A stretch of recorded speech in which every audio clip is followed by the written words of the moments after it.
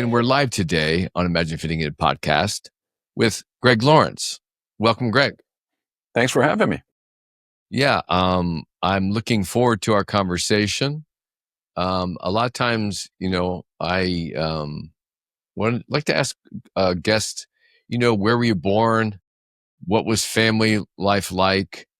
And, if you had any siblings and what that looked like, because a lot of times we know that kind of shapes our starts. Well, I was born in a very small town in Louisiana called Glenmora. It's about an hour south of Alexandria. Both of my parents were born and raised in that town of about 1,200 people and couldn't wait to get out. So when I was 3, that finally happened. And we went to Dallas first, and then I had a younger sister at the time. I have 2 younger sisters. I had one younger sister at the time. Then we moved to Flagstaff, Arizona. My other sister was born. Then we came to Southern California. And I had a very turbulent childhood. My dad wasn't around much, and we moved a lot. I was uprooted constantly. And finally, I grew up around the South Bay. I ended up eventually out in San Fernando Valley, and for the last year and a half, I've been out here in Joshua Tree, up in the high desert of California. I've been meaning to get up there. It's beautiful up here. I lived in California for about 15 years. That's a whole nother story. But so, obviously we know that the base foundation is a big deal, right? And so was that early life experience, is that what led you toward this? I'm sure you've, in terms of your journey to where you are now today, how's that lead you toward your personal transformation in this inner exploration? Well, in my late 20s, I got mixed up in hard drugs, and I spiraled out of control very quickly. I was about to hit rock bottom, and someone extracted me from my physical surroundings. I eventually moved out of that area, cut ties with everybody I knew, and I just stopped using all substances except for cannabis. I abused that for about 20 years, meaning I just smoked it constantly. I didn't know at the time that I was trying just not to feel the feelings in my body. And 2015, my wife at the time passed away unexpectedly. Everything from my childhood came to the surface. I realized I had a lot of childhood trauma that had never even been, the standard operating procedure in my family was we don't talk about things. And, that didn't work very well. In 2015, everything came to the surface, and really I was being squeezed. It was like, I can't take this anymore. Everything was coming up. I started working with a coach and a therapist. And, like I say, my childhood was turbulent, but had it not been for that time when things were so bad for me, I don't know that I'd be sitting where I am right now doing what I'm doing. So I don't think that most of the time deep inner journeys come from very comfortable backgrounds. I think they come from a lot of friction, and I definitely had a lot of friction in my background. So for the last 10 plus years, my journey's been trying to figure out how I can get to a place where I want to be and how I can have the internal life that I want to, which I'm pretty much at right now. I'm very satisfied with where I'm at in my life. Wonderful. I relate on that because, when I was a kid, I think I smoked my first cannabis when I was 12 and went through till 21 years old. And it was something that, of course you grow up drinking, going for girls and running around and peer pressure and all that kind of stuff and trying to fit in.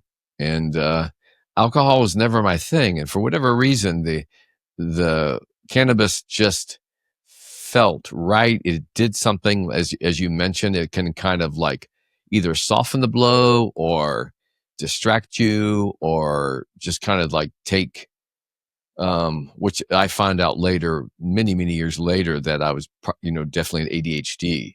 And so with my journey, but I have to comment because what you talked about when you say that a lot of inner transformation, when people do that need to do the inner work, right? Sometimes when people don't would have just like this kind of normalcy, like it's okay. There's nothing like super hardship, like this potential for growth. It's like somebody that has grown up with no money and they're like, okay, I just have to have money. And you're just so inspired and you do what you need to do. And obviously we know that money is not the answer to all our problems. It's supportive, but it struck me when you said that, like you had that when you have that turmoil and angst, and you make a realization that was turmoil and angst, and you're almost like, hopefully, right? You're getting away from the distraction of, if it's obsessive anything, addictions, to actually address the problem. It sounds like you've done it in very well. Well, when people come to me at first and they're very upset that things are not going right in their life, I let them know that that's a good place to be, because awareness is the first part of the process. If something wasn't coming up, you wouldn't work on it. So, our life is a constant opportunity for transformation and change by the things that we see that are causing friction within us. Mm. Yeah. So was there actually a mentor at a pivotal influence, like who guide that path, like into coaching, like is it to get you actually into helping others? Well, at first, I would say that like some of the standard figures in personal transformation, like J. Krishnamurti and Alan Watts and Adi Samraj, Oh, Gurdjieff. my friend, I got to pause. Hmm. Alan Watts Yeah, was my father's man, and he is one of my main men. yeah. So, people like that help guide me on my way. For the last 4 years or so, my mentor has been a guy named John Overdurf. I am a master practitioner in neurolinguistic programming, and I was looking for the next thing, and I found that in John Overdurf. He uh, developed something called humanistic neurolinguistic psychology, HNLP, which is NLP with a lot of neuroscience and behavioral psychology mixed in, and really helps people. It helps you help people hack problems. And that's what I was looking for. So I've been a close friend and student of his for the last 4 years or so. Wonderful. So just a really kind of innovative template that comes from a perspective of, obviously he's been practicing and engaged with it himself. And it's a wonderful thing, because I will tell, I'm a big neuroscience guy, and we're seeing that the science research in terms of my world and the fitness world, the physiology aspect of our day to day and our operations, and in terms of the topic is being talked about more, which is, from everything of being, now cannabis being accepted and seeing as a vehicle that anything can be abused, right? If we can use something to a degree that's beneficial in a controlled factor, and if you don't talk about it, and the fact that, the science and the studies have been going on, that's like, until it's a topic of conversation culturally, and we know that COVID propelled everything, shot it out of the cannon, right? And to me, I believe, and I'm very excited about that, because myself, I've been developing a template, like sort of like what you described with your, what was his name again? John Overdurf. John Overdurf. And it's those kinds of innovative templates for people that are like, we're interested, we're like-minded, and you're attracted to others that are doing the same. So that's really wonderful that he's been obviously a big inspiration to you. You said for 4 years. Mhm. So how, how'd you meet him? And are you finding that it's just like completely, what do you call it? Like a constant complementing what your work, and as you develop your skills and what you do as your coaching? Yeah, it's actually helped me develop what I've turned into a coaching model for myself. But probably about 4 years, I found him online. I was looking for what I wanted to do next, and I wasn't sure if that was going back to college and getting a degree so I could be a therapist, which didn't really interest me at the time, standard therapy. I liked NLP. I was looking for something advanced, and that's exactly what he provided. and working with him and studying a lot of his influences to help me develop what I use in my coaching to help people. Nice. I'm sure you can see my colorful background and Yeah, nice. my branding. My excuse me. My essence, I'm an artist, but my passion turned to fitness. And it was through exercise that I believed I actually controlled and managed my ADHD. And through that, my work, and, probably like first, I wasn't sure how I got here, to have a 35-year fitness career because I was in advertising and I left. And I just, it wasn't, I was finding using my creative energies and all my intellect to create things that I was promoting things I didn't believe in, really bad food and alcohol and cigarettes and drugs, prescription drugs, all the things that I didn't like to participate with. And I guess the reason why I say that is because, we have all of us have these, our various transformations and trying to find out, like, again, where we fit in, what is the typical avenue and what's available, as you mentioned, in terms of another degree and doing typical therapy. But it sounds like you've been off on your own, which is super exciting because I'm one of those guys. I'm just a rogue, curious cat. Love to try to figure things out, meet new people, and I'm sure that the more we talk, the more you're going to inspire me because I'm getting the vibe that you're a fellow outside the box thinker, find that methodology, develop it. So for listeners like unfamiliar with your field, how would you clearly define psychedelic integration and why is it important? Well, about half the work I do is psychedelic integration coaching. Um, it's important to me because it's something that actually helped me. When I was having such a tough time, I turned to psychedelics because they were being used more therapeutically and more for more healing purposes. And that wasn't how I was familiar with them from my younger days. And during a psychedelic experience, I could very clearly see what was happening with my life and me and what kind of patterns I was taking part in and what kind of responsibility I could take. But that wasn't translating into changes in my life. I thought that simply seeing those things would cause everything to be different, and it didn't. So when I started looking around, I found out there was something called psychedelic integration. That's the process of taking the insights or epiphanies you might have during a psychedelic experience or lessons and making those a part of your life. And I found something called the psychedelic integration circle. That's where people share their experiences and build community and support each other. And I started listening to people about how to integrate a psychedelic experience and discovered that what most people called integration really didn't work for me. What a lot of people do is things that they're already doing, journaling and yoga and, walking in the grass with bare feet. And if you're already doing those things, then simply doing them after a psychedelic experience won't cause anything to change. You know, when we're changing in a meaningful way, there is usually some component to that that's a little bit uncomfortable. If it's not, then you're not making a change to your brain because your brain is convinced that you need to do things exactly the way that you're doing them. It's automated your life to a very great degree. And when you start doing things differently, well, I'm right-handed. If I put this pen in my left hand, I'll immediately notice that I don't know where it's supposed to go. I have no idea where my fingers are here because it's all automatic. I write.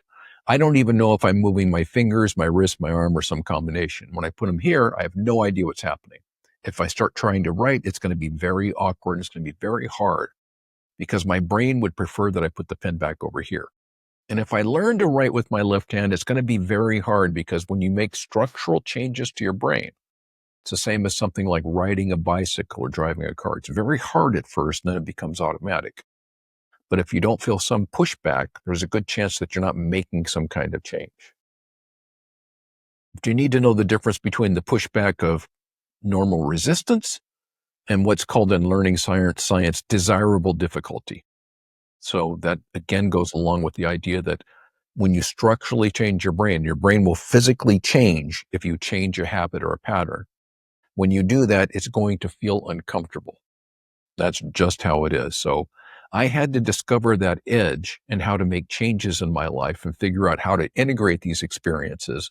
That led me on a journey to figuring out how my brain and nervous system worked and how people behaved and why, the nature of a problem and why I didn't like something and what exactly happened when that changed, when there was a transformation with me and something was no longer a problem.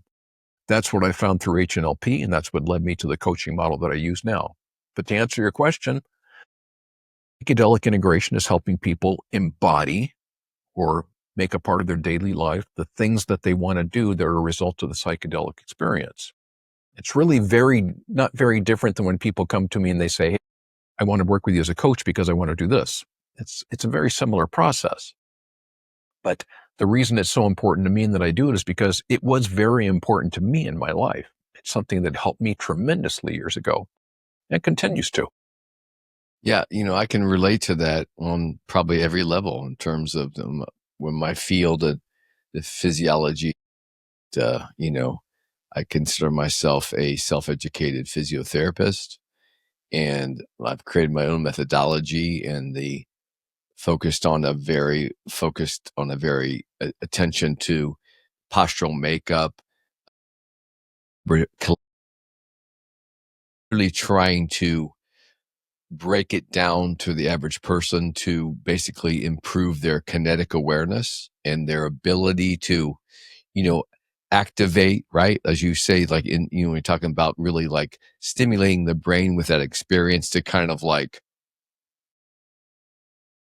give it a bump forward or to shake up the tree a little bit, I suppose. And like, as you mentioned, somebody wants to come to you and say, "Oh, I want to do this," and they're going to come to you to coach. And then the other people that are coming, I'm sure that this is beneficial for that. Sometimes, you know, sometimes it's like just encouraging the person to go, "No, you can draw something different, right? Take that piece of paper. No, I can't draw. No, we're going to try to realize, why are you so resistant to it? To make that kind of, I'm making an analogy with like when they describe it as art, right? It's like in order to do something, what is kind of blocking you? So that gives me the impression when your work on a level of on that brain and the neurochemistry, as you mentioned before, right? People get in these patterns and then sometimes they need to be rocked out of it. But it fascinates me because you heard stories about, well, somebody tries to do something like that, or they self-impose and they self-medicate or do like, like what I did with 12 to 21 with the cannabis and my journey, kind of figured it out. Was it the ideal way? Maybe not. But I think this is really fascinating for me because I'm just as fascinated by the potential that I know that in controlled situations and to do good, just like, in controlled situations, the cannabis can be very beneficial to some people and whatever. Who knows exactly, you know, based from other than having direct experience and from on a physiological plane, I've had so much experience working with people that I've come to understand that it helped me. Like you, I went through and put my body through the same thing that I tell that it helped me. And I've come up with a way of like in almost a layman's terms in highly motivating people and encourage them like to say, like, I can shake you out of your doubt, you know? And that's what I find fascinating with the psychedelic integration and trying to use that as a tool to, open my eyes wider. Because I think I'm, as an artist, I have my eyes wide open. I'm very curious, but I'm always I'm very interested in exploring that further. And personally, I have to be honest. Like it's like I'm not sitting here going, "Yeah, I really need to do something like that." But what fascinates me is the science and all the information and these conversations that everybody's having. Um, how, in a controlled manner, is that worthy for me to have an experience? What's your thoughts on that? Well, everyone's individual. And when someone comes to me and asks that question, one of the first things I tell them is that psychedelics aren't for everyone. Um, and it depends on what someone wants. Also depends a lot on things like their background as far as medications, physical condition, psychological condition. If they're taking antidepressants of some kind, a lot of these things have interactions. There are a lot of reasons why someone wouldn't want to take psychedelics. A lot of reasons why maybe they would do something else instead of taking something like mushrooms. It depends on everyone's individual circumstances. And I don't think there's anything wrong with people taking these things just to explore either. Yeah, it's this. I'm just this. Ever since I can remember, Greg, I just remember my favorite, my most words I just keep repeating is what if, and learning something new is just fascinating to me. Um, but so, how do you help individuals take powerful or overwhelming experiences, and translate them into something sustainable or like healthy life changes? Well, sustainable has to do with what you're doing in your everyday life. So, what people usually get out of an experience is something that they do want to do or don't want to do in their life anymore. People who come to me, whether they're using a psychedelic substance or not, usually are doing something they don't want to do, not doing something they want to do, feeling something they don't want to feel, or not feeling something they want to feel. There are paths into those four things, and there's a whole combination there. You could say I'm not doing something I want to do, so it makes me feel something I don't want to feel, which makes me do something I don't want to do. There's a whole pattern. But if you understand how a problem works and how it's structured and why people are having the responses that they do, then you can help someone with that. Because in the work I do, which is something called pattern disruption, it's really a matter of helping someone not have the feeling they have about something or to be okay with that feeling. Because if you don't have that feeling about something, if something is an internal problem is what I call something that may not be a problem anymore at some time, even if nothing changes on the outside. So you could talk about things like a breakup or me being dissatisfied with some person or something that might change as time goes by. Any problem like that doesn't have to wait for time to go by. Now, time heals for different reasons, but there are things that we can do now to add the same thing that time adds, to take away that feeling. So sometimes taking away the feeling solves the problem. Sometimes taking away the feeling just helps you deal with whatever the problem is that's left on the outside, because sometimes there are external circumstances, but it doesn't help to have a jammed up feeling about it and be sort of triggered by it. So if you can help someone with the feeling that they have about something, it'll help them either get rid of the problem or deal with the problem more effectively. That's at the crux of just about all the work that I do with people. A lot of the work that I do also has to do with certain techniques around getting rid of phobias and traumatic memories, changing habits, remembering something differently. If someone has a disturbing memory, that's something I can help them with so that memory doesn't have as much friction as it used to anymore. So helping someone sustain a psychedelic experience isn't really it so much as what does the person want to get? So someone usually has an intention going into a psychedelic experience. This is what I want. The question then is, how will you be when that happens? First of all, how will you know when that's happening? What will you see and what will be different? How will you be as a person when you see that? And how will you know when you're starting to be that way? That gives you an entry point into what someone's really looking for. What they really want is to be a certain way. They'll often say, I don't want to be a certain way, but that means that they want to be a certain way. And that's kind of the problem sometimes, is that we're stating things to our brains in the negative. And what you tell your brain matters. Context matters. So for instance, when I forget something, Richard Bandler, one of the co-developers of NLP, once said, if you might have this experience, like if you think to myself, I'm going to remember where I put the keys. There's a good chance that the later you'll remember thinking I'm going to remember where I put the keys, but not where you put the keys. That's because you're telling your brain what's important. And you told your brain that I'm going to remember where I put the keys is what's important. We do the same thing when we make a mistake and say, wow, I really screwed up. Your brain says, that's the important thing.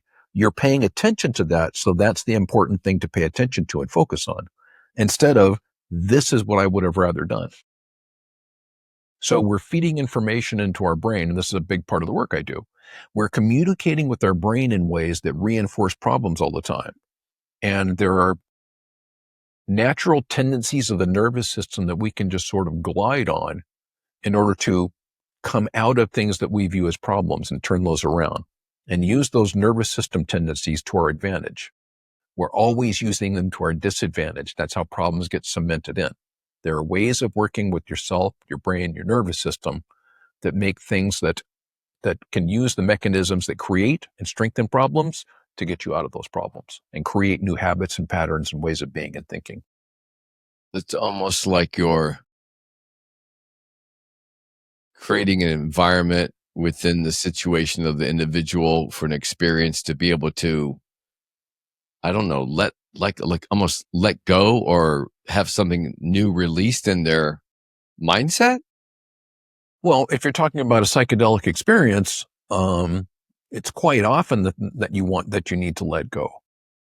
I mean, if you're in a psychedelic experience and it's unusual to have an experience like I'm going to fall off a cliff or a waterfall, or I'm going to die somehow. And in those instances, the best thing you can do is to fall off the cliff, the waterfall, or to die.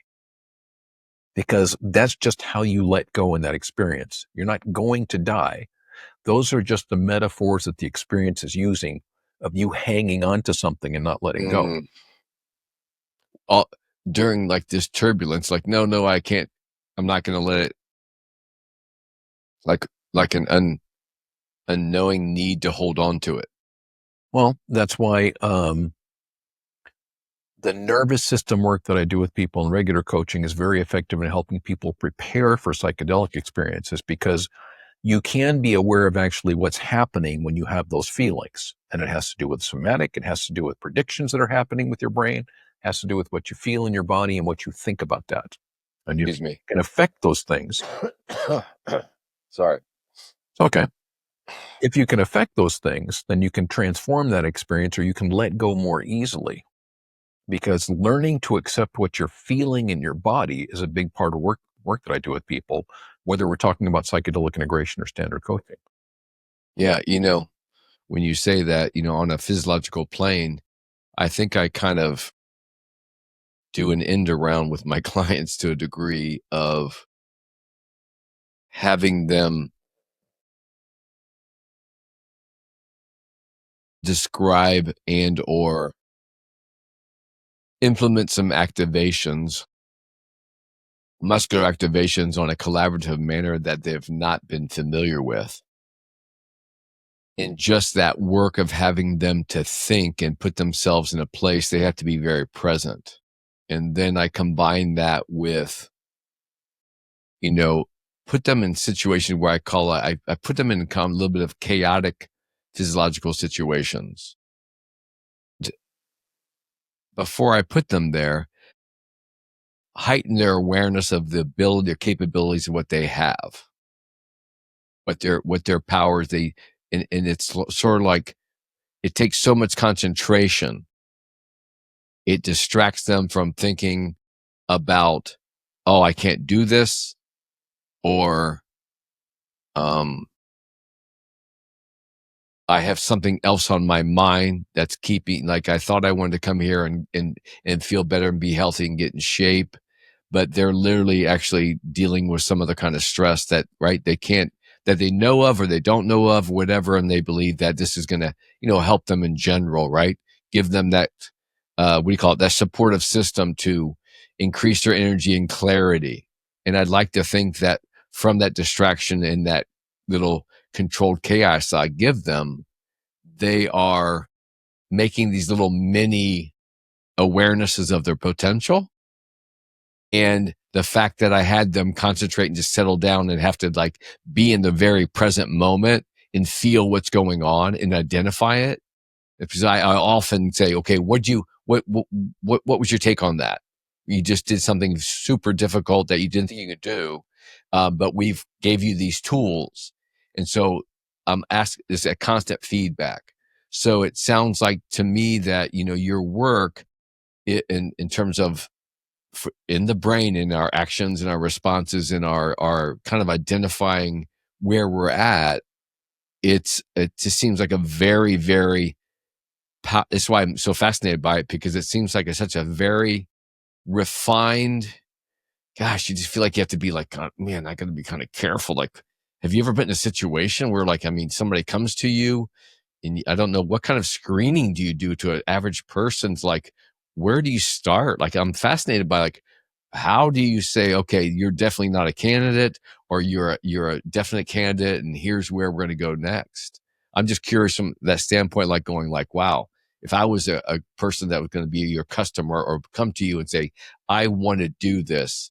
So that assessment process and what your experience has been like. Well, you'll probably have to edit this. I have to be off at 5:15, so just a note. So when you say someone wants to have the experience, so my job is to help people before and afterwards. The middle part, the actual experience, is something they'll do themselves with a facilitator or sitter. That's not something that I take part in. I help them prepare beforehand and integrate afterwards. Um, if someone is psychologically, physiologically, or medically not a fit somehow, I'll let them know that and exactly why. But I'm not the person who ultimately determines what they're going to do. Sometimes they'll ask me, is this something they should do? And I'll give them the same answer I gave you. I don't know. It's completely up to you. What are you looking for? What are you trying to do? What are you trying to get? If someone tells me that they're doing this because it's it's the last possible thing that's going to help them, I'll tell them it's probably not the thing for you, because psychedelic experiences rarely change us as a result of the experience itself. Afterwards is where old habits and patterns kick in, and those are ingrained in our nervous system. So integration is not just a nice thing to do. It's something that's often necessary if you're trying to make some kind of change. It's not mandatory, but it's something that's very helpful for a lot of people if they're not sure what to do next and how to get to where they want to go. Got it. So in your experience, like, what's the difference between a temporary insight and a true lasting transformation? Well, a temporary insight is not unusual. There's something we call the pink cloud. That is that after an experience, and I've had this experience personally, it's what happened to me. It seems like everything's different. What happens during a psychedelic experience to a large extent is your default mode network, the thing that contains you, the thing that tells me I'm Greg and holds all my memories and my habits and my patterns. It's really where my ego is. That quiets down to a great degree, which really means I have a much more embodied experience. A lot of people don't understand that. They come back and they want to try to figure out with their head. The problem is a lot of people think that they just understand their problems more, that somehow the problems will be resolved. But it's not very often that people stop and think about how much time they spent understanding their problems and how little that has impacted the problems. So Milton Erickson, a very famous hypnotherapist and MD, said, change will lead to insight far more often than insight will lead to change. And that's been my experience. When I work with someone who comes and says, I'm really upset with this person, this thing that happened, I can't stand it, I don't want to talk to this person's pissed at me, my boss hates me. When we work through a process and they no longer have that charge on it, one of the most common things people will say is, I'll ask them what's happening now. They'll say, I can see that that's not really about me at all. That doesn't have anything to do with me. But people get caught up in it. Now, in the aftermath of a psychedelic experience, you can sort of see that and things seem more clear and a little bit more peaceful. But all of these things start coming back online. You can think of a psychedelic experience like there's a river, and this is my habits and patterns. And the psychedelic experience is like a flash flood that comes in and it cuts a groove in, and there's this other little channel for the water. And it'll go that way for a while. But when things get tough, it's very easy for things to spill back over into that river again and us to get back into old habits and patterns. And what people often think is that something's wrong with them because they're falling back into old habits and patterns. That's not. That's what happens to everyone. And it has nothing to do with psychedelics. If you look at a chart, let's say, of the United States stock market from across the room, say it was where that painting is, it would be a diagonal line, almost 45 degrees. But if you zoomed in, you'd see that it goes up and down and up further and down and up further and way down and up way further and down.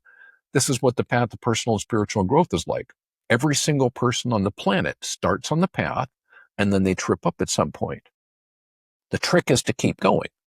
Because if I concentrate on the fact that I slipped, I would have never learned how to walk if I did that.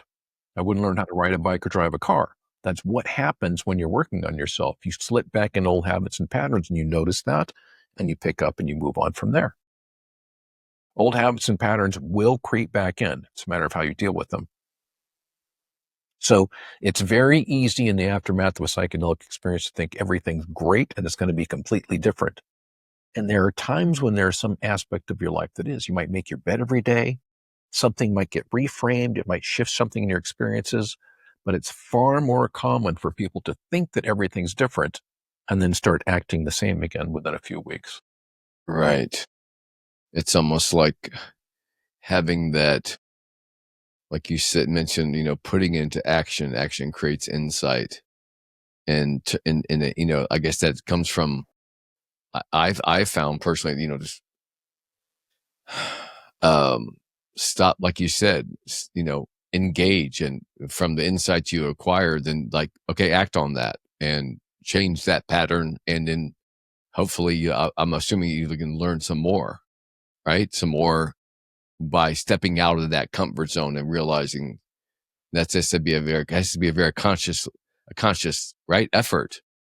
And what you're telling me is it has, to me, it has benefits, in and outside of, having to doing a psychedelic experience or whatever, right? You feel me? I mean, I'm really hearing what you're telling me in terms of just basic kind of motivational awareness of, your actions speak louder than words, and to try to, know that you have that groove, like you mentioned, that you've been kind of comfortable with. And so it makes me think of like when I was a kid. I mean, I'm 21 years old and I could have stayed in and had a really great job, but for some reason, I was inspired to take my own dark path, the unknown, just an adventure, you would say. And that's where my Campbell comes in, Joseph Campbell, to really just kind of like, shake up my world and see what I was capable of, because there's something missing. I felt like there's something more out there. Um, what are some of the most common emotional or psychological patterns people can need to confront during the integration? Well, a lot of times there are lack of boundaries in someone's life. Um, it's not uncommon for a large problem for people to be lost in thought quite a bit, for them to be identified with their thoughts. A large part of what I do is mindfulness. By that, I mean being present to what's happening now and seeing those things happening without judgment. That's something that you're able to do during a psychedelic experience because one of the qualities of a psychedelic experience is that you can't get away from it. You can't say, I'm going to do this later. I don't want to pay attention to that. You're fully and completely present to it. So when you talk about how to sustain a psychedelic experience, learning to be mindful is one way to sustain that state, because you're present for everything, whether you like it or not during a psychedelic experience. And not liking something is sort of patterns we get stuck in. So there was a study by Ellen Langer, who's a Harvard psychology professor, who took people who didn't like certain things like sports, impressionistic art, rap music, or whatever it might be, and split them into 3 groups and exposed them to the thing that they didn't like. And in the first group, she said, tell me one thing you notice about that thing that you hadn't before. Second group, tell me 3 things about that thing you noticed that you hadn't before. And the third group, tell me 6 things about that thing you hadn't noticed before. And almost across the board, the more that people noticed about the thing that they said they didn't like, the less they disliked it, or even the more they liked it. So one of the things that we do is we often get hooked into what you might call a negative hallucination. If you've ever had the experience of looking for your keys and they're right there on the table and you looked there 3 or 4 times and didn't see them and don't know how that happened, because your brain is always trying to conserve energy and it doesn't want you to do unnecessary things, including noticing things that are familiar, which includes the feeling of clothing on your body, the thoughts in your mind, the feeling of your body, and your surroundings are all very familiar. So after a while, you kind of don't notice them. Getting locked into not liking something, you're not noticing what's happening with that thing. And when you do, it's a different experience. So there are things that we do all day long that are automatic patterns when we're on autopilot, including getting lost in thought. So breaking out of those automatic patterns and noticing what's around us is one very big part of not just psychedelic integration, but path of awakening. Yeah, I have to do a, shout out the mindfulness of, I came across that, with John Kabat-Zinn back in the day. And wherever you go, there you are, I believe.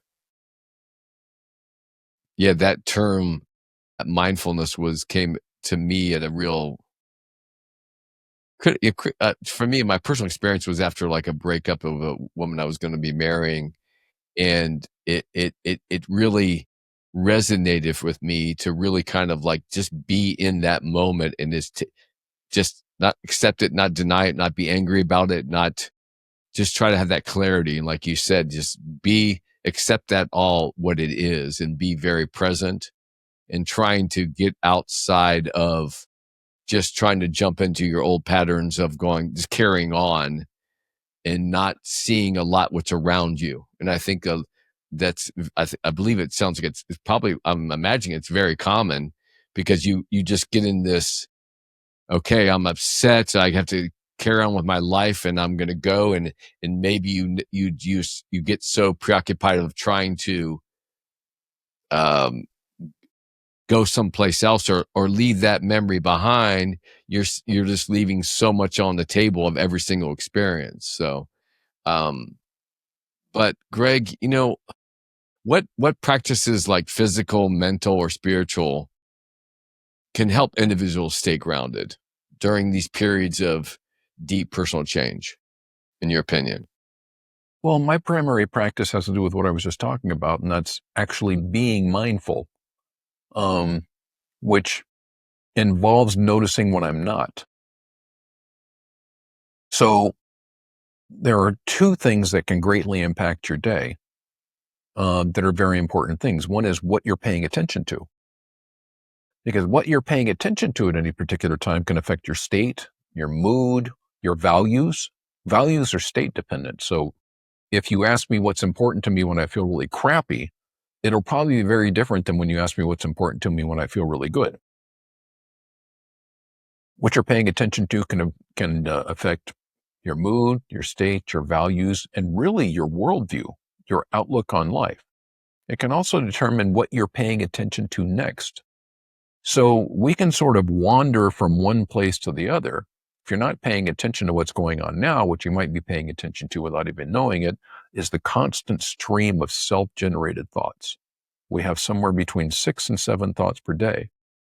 And about 45% of those are just automatic. A lot of that's creative and mind wandering, but a lot of that is just thoughts that pull us away. And we eventually realize, wow, I haven't been here for a while. Well, that presents an opportunity in that moment. I haven't been here for a while is the moment that you can realize that you are here. So I'm always looking for that moment and looking for ways to strengthen that moment and be here more. The second of the two things I was talking about is what you're paying attention to and what you're making that mean. So if you're making something mean something and that doesn't feel good to you, and you're aware of the fact that it might mean something else, that's sort of a clue. Because if it doesn't feel good and you can't change it, then it's sort of back on you about what you want to do. You have a perfect right to not like it and not feel good.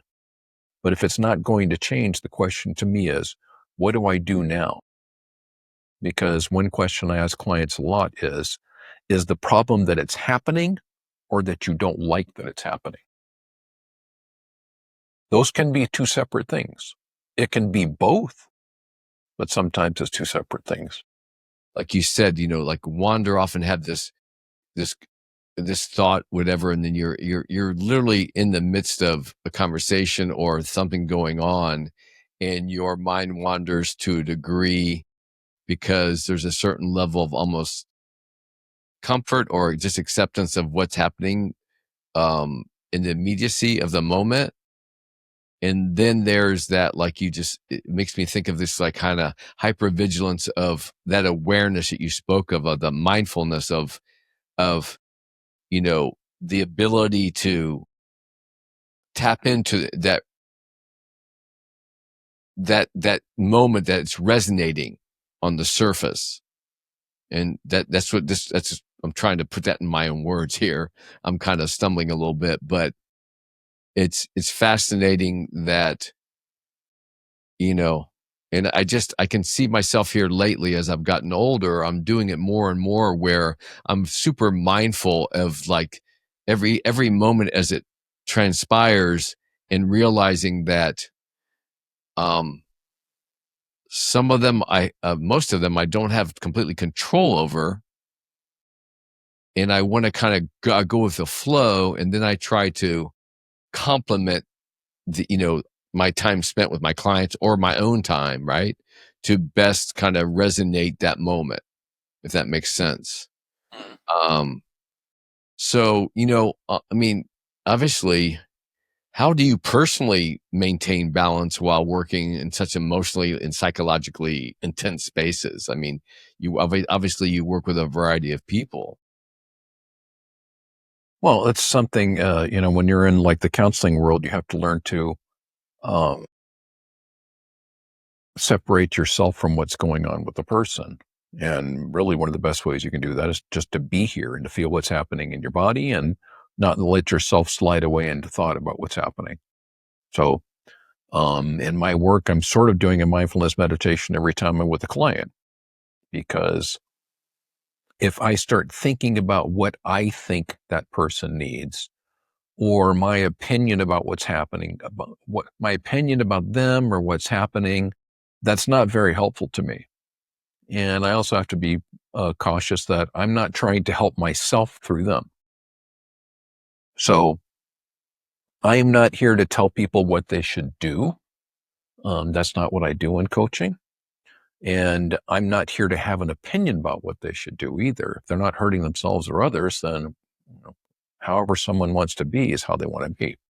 Our choices are basically to be the way we want to be some other way and not like it, or be some other way and be okay with it.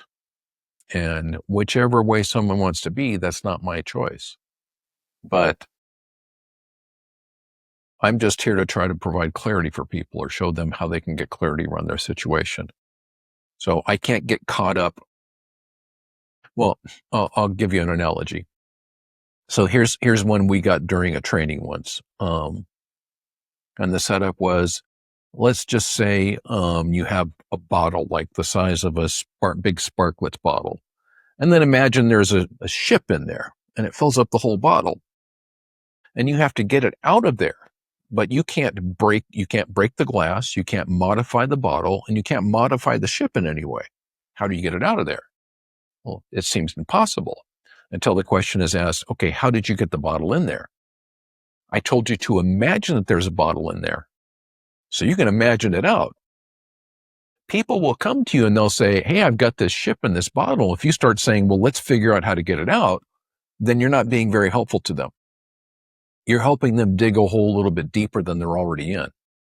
So it's up to you to stay out of what that person's feeling or doing. I always honor the person's experience. I don't care if the person's 100% wrong. If they don't feel good about it, then I try to help them with that. But I try not to get caught up in what they think is going on if that's not what's really happening, or they have some presupposition in their mind about what's happening in a particular situation. Yeah. I mean, thank you for that, because that's just translating to me personally very powerfully how it relates to my presence and what I've felt like I've come to a place to be a very engaging not only like mentor, educator, coach, but to get, stay out of the way and to let it resonate with them and for them to acknowledge and come to a place and a perspective through this exact moment that we're in, right? This little task or this little challenge, and it's a great way to have that, their brain kind of be distracted to be in the moment in terms of being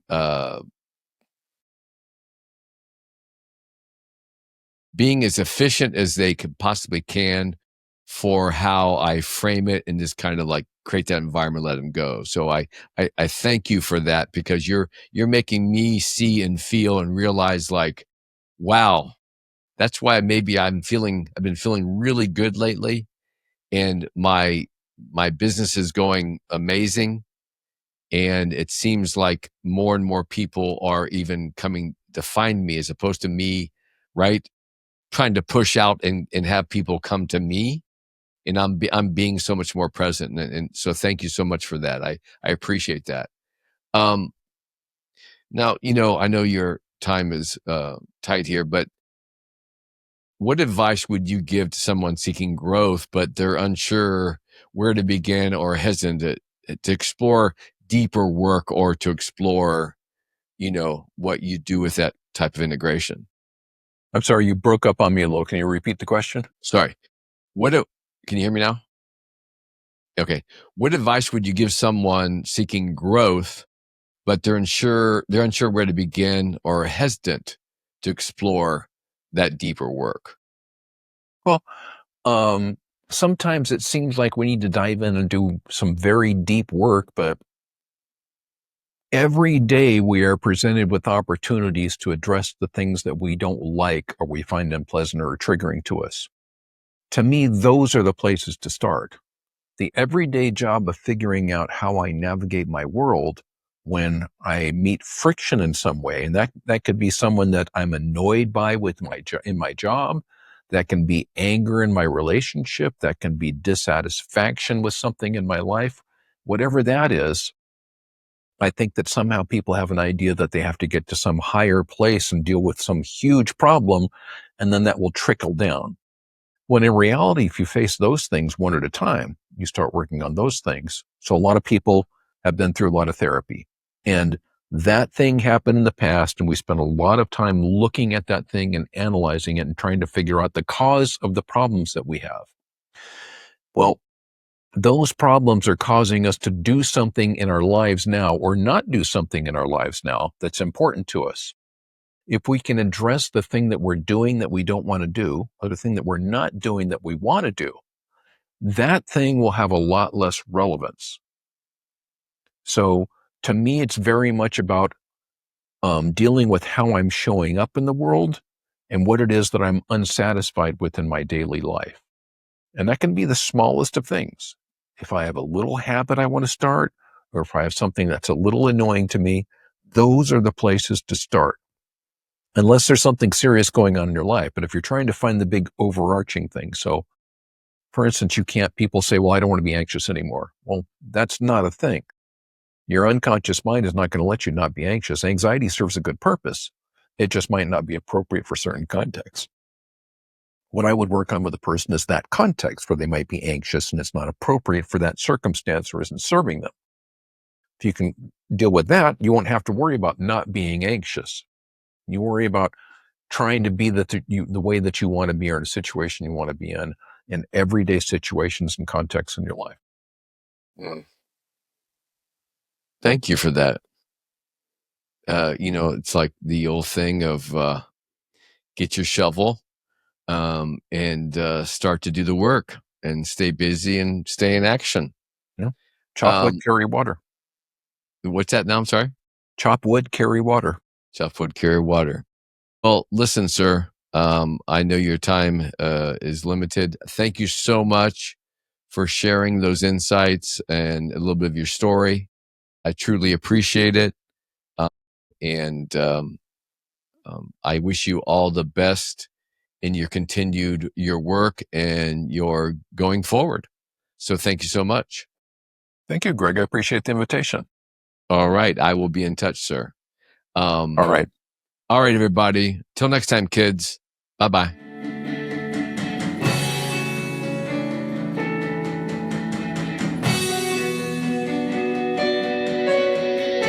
Professor!